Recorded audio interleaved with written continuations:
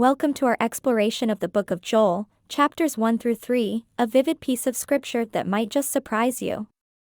Imagine a land bustling with life, suddenly plunged into chaos by a swarm of locusts. Joel begins with a severe, almost apocalyptic scene, nature itself in uproar. In Joel chapter 1, the land is ravaged by an unprecedented plague, symbolizing the effects of sin and calling for repentance. Verse 114 urges, "Declare a holy fast, call a sacred assembly." This is a call to collective reflection, emphasizing the need for unity in seeking redemption. Moving into chapter 2, the focus shifts dramatically to a time of revitalization. Yet not without a sense of urgency. Joel warns, "The day of the Lord is great, it is dreadful. Who can endure it?" Here in verse 2:11.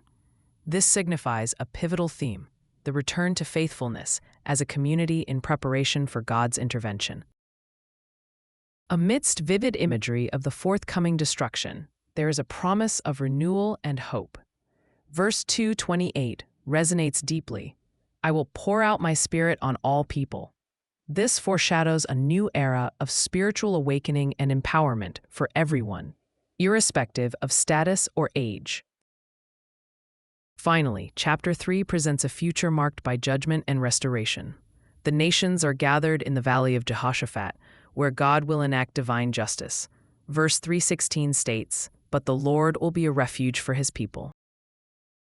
It's this assurance of protection and ultimate restoration that offers hope and solace amid chaos. This chapter challenges readers to reflect on justice and mercy, ensuring their actions align with God's will. Joel's narrative, though ancient, remains profoundly relevant. Its themes of repentance, renewal, and divine justice offer vibrant threads that weave through human history. So, what do these chapters mean to us today? Perhaps they encourage us to recognize the chaos in our own lives as a call for realignment with faith and community.